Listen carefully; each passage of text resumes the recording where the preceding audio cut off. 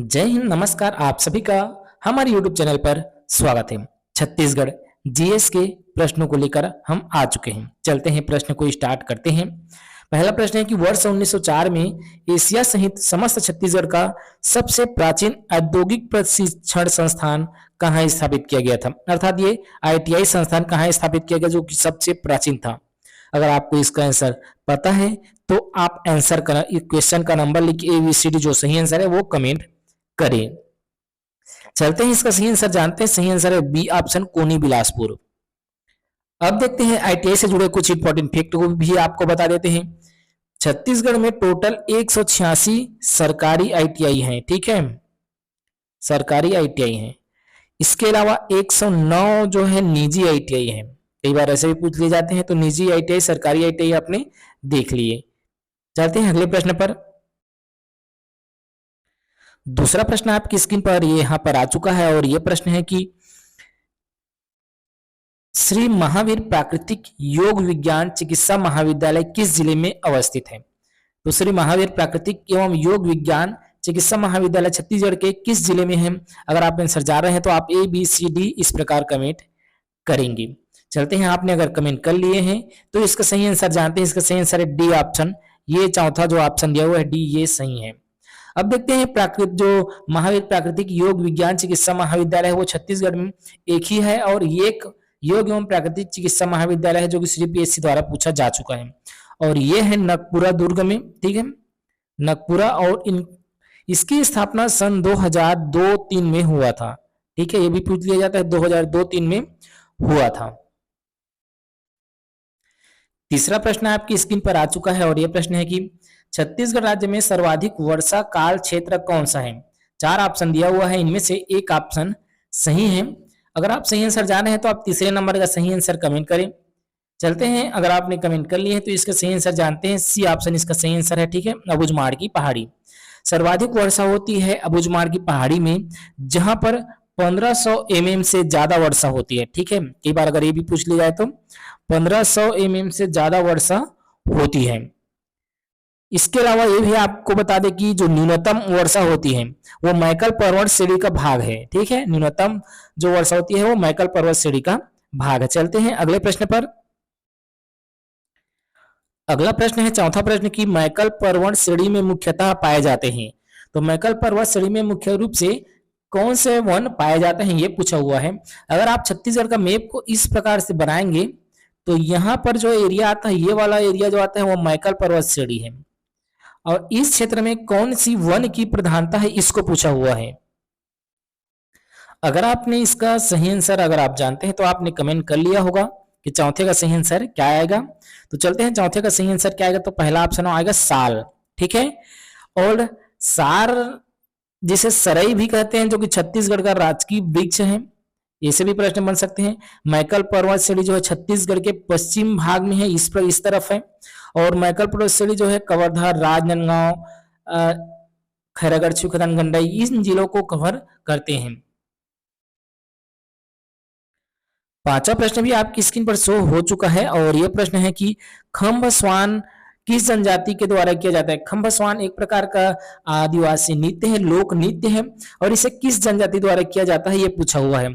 तो पांचवें प्रश्न का सही आंसर क्या आएगा वो यहाँ पर आप कमेंट कर सकते हैं। चलते हैं, अगर आपने कमेंट कर लिया है तो हम इसका आंसर जानते हैं। इसका सही आंसर है पहला ऑप्शन ए, ठीक है, कोरकू जनजाति की ये नृत्य है। इसके अलावा कई बार ज्यादा पूछा जाता है कि मुरिया जनजाति का लोक नृत्य क्या है। तो इससे संबंधित मुरिया जनजाति का है सबसे ज्यादा ककसार, ठीक है, ककसार और मांदरी, इसे सबसे ज्यादा बार पूछा जाता है। ककसार और मांदरी आप जरूर याद रखें। छठवां प्रश्न यहाँ पर आपकी स्क्रीन पर आ चुका है और यह प्रश्न है कि युवा गृह को गीतू ओना कहा जाता है किस जनजाति में। तो किस जनजाति में गीती ओना कहा जाता है ये पूछा हुआ है। तो इसका सही आंसर चलते हैं जानते हैं। अगर आपने इसका सही आंसर कमेंट कर लिए हैं तो चलते हैं हम आपको आंसर बताते हैं। इसका सही आंसर है सी ऑप्शन, कमार। कमार जनजाति में युवा गृह को गीतू ओना कहते हैं, जबकि मुरिया जनजाति में युवा गृह को घोटुल कहा जाता है, जबकि उराव में घुमकुरिया, ठीक है। तो 3 को हमने आपको बताया कि मुरिया में क्या कहा जाता है, घोटुल, मुरिया जनजाति में, उराव, उराव में क्या कहा जाता है? उराव में घूमकुड़िया कहा जाता है। ठीक है, चलते हैं अगले प्रश्न पर। यह प्रश्न है 7वां प्रश्न की जो अगडीहा हवाई पट्टी है ये किस जिले से संबंधित है? ठीक है, क्या नाम है? अगडीहा हवाई पट्टी किस जिले से संबंधित है? तो चलते हैं 7वें प्रश्न का सही आंसर जानते हैं। इसका आंसर आपने कमेंट कर लिया होगा। इसका सही आंसर है जसपुर। सी ऑप्शन इसका सही आंसर है कि जो अगडीहा हवाई पट्टी है वो कहां पर है? जसपुर में। तो किस जगह की हवाई पट्टी को क्या नाम जाना जाता है वो यहाँ पर देखते हैं। 4 जगह का यहाँ नाम दिया हुआ है, सभी को हम नहीं देखेंगे लेकिन जो ऑप्शन में दिया हुआ है उसको देखेंगे। बिलासपुर में जो हवाई पट्टी है वो चकरभाठा बिलासपुर में है। चकरभाठा बिलासपुर में, जिसे बिलासा देवी क्योटिन एयरपोर्ट कहा जाता है। ठीक है, बिलासाबाई देवी क्योटिन एयरपोर्ट कहा जाता है, वो है बिलासपुर में। अब अंबिकापुर में है, उसे क्या कहते हैं? तो दरिमा एयरपोर्ट कहा जाता था पहले, जिसका नामकरण किया गया है मां महामाया एयरपोर्ट। ठीक है, अंबिकापुर के जो एयरपोर्ट थे उससे पहले दरिमा कहा जाता था, वर्तमान में मां महामाया नामकरण कर दिया गया है।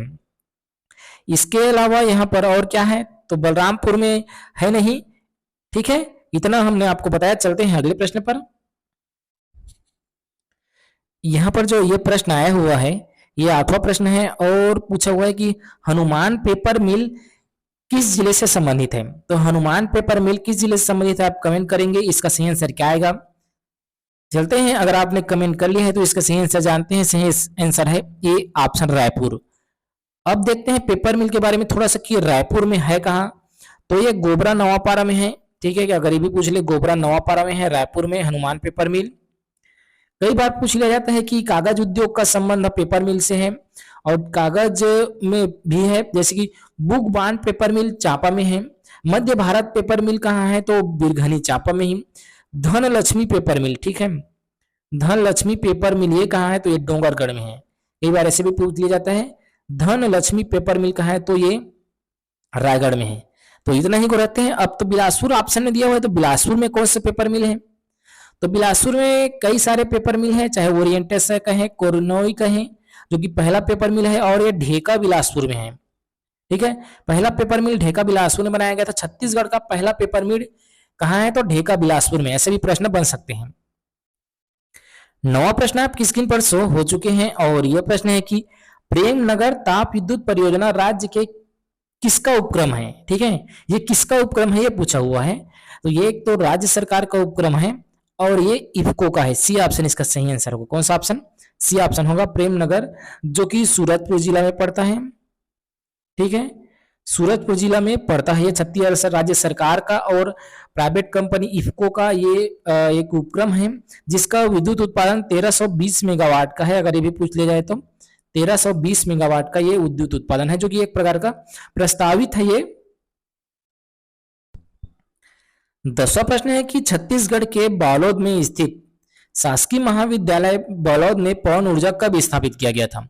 ये रिपीटेड प्रश्न है, कई बार पूछा जा चुका है कि बालोद में पवन ऊर्जा कब स्थापित किया गया था। तो वर्ष 1991 में स्थापित किया गया था। बालोद में प्रायोगिक तौर पर इसे लगाया गया था पहली बार। वर्तमान में ये बंद है। ऐसा भी पूरा डिटेल आपको मिल गया होगा। चलते हैं अगले प्रश्न पर। 11वां प्रश्न आपकी स्क्रीन पर आ चुका है और यह प्रश्न है कि बार नाच किस जनजाति में प्रचलित है? ठीक है, बार नाच किस जनजाति में प्रचलित है? तो ये इसका सही आंसर क्या आएगा? सी ऑप्शन, कंवर जनजाति में प्रचलित है। अगला प्रश्न है कि काव्य कुंज पत्रिका किसके द्वारा किसने निकाली थी? ठीक है, काव्य कुंज पत्रिका किसने निकाली थी? तो इसका सही आंसर होगा 12वें का ऑप्शन सी सही है, अर्थात पंडित रविशंकर शुक्ल। 13वां प्रश्न है कि राज्य की गठन का श्रेय दिया जाता है। छत्तीसगढ़ राज्य के गठन का श्रेय ओवरऑल तो भाजपा और कांग्रेस दोनों को दिया जाता है, लेकिन भाजपा सरकार केंद्र में बना था तो उसको ज्यादा श्रेय दिया जाता है। बी ऑप्शन इसका सही आंसर हो जाता है। अगला प्रश्न है कि छत्तीसगढ़ के गठन हेतु केंद्र सरकार ने लोकसभा में विधेयक को कब प्रस्तुत किया था? ठीक है, मध्य प्रदेश में लोकसभा में कब प्रस्तुत किया था यह पूछा हुआ है।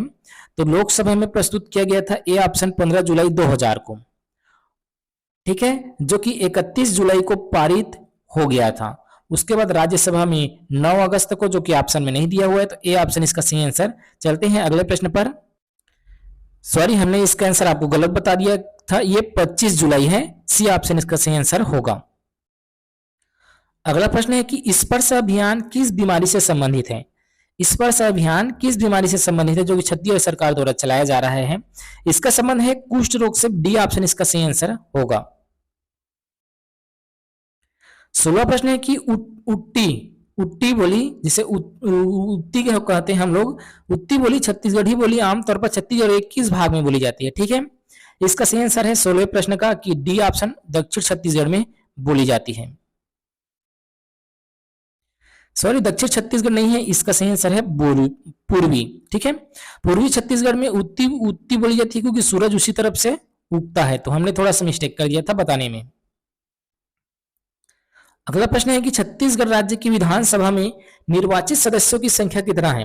अभी वर्तमान में विधानसभा चुनाव छत्तीसगढ़ में हो रहे हैं। 7 नवंबर को वोट डाले जाएंगे पहले चरण का, दूसरे चरण का वोट 17 नवंबर को डाले जाएंगे। तो कितने सदस्यों की संख्या है पूछा हुआ है, तो इसी ऑप्शन इसका सही आंसर 90 सीट है छत्तीसगढ़ में विधानसभा की। 18वां प्रश्न आ चुका है कि पानी डोंगरी पहाड़ी में कौन सी नदी महानदी में मिलती है। पानी डोंगरी की पहाड़ी में कौन सी नदियां महानदी में मिलती है यह पूछा हुआ है, तो इसका सही आंसर है जोक और सॉरी यहां पर लिखा हुआ है तेल और पहली नदी। डी ऑप्शन को सही आंसर लिया हुआ है। थोड़े से उटपुटांग से प्रश्न है कि कौन से नदी मिलते हैं, तेल और जो है पैरी नदी मिलता है।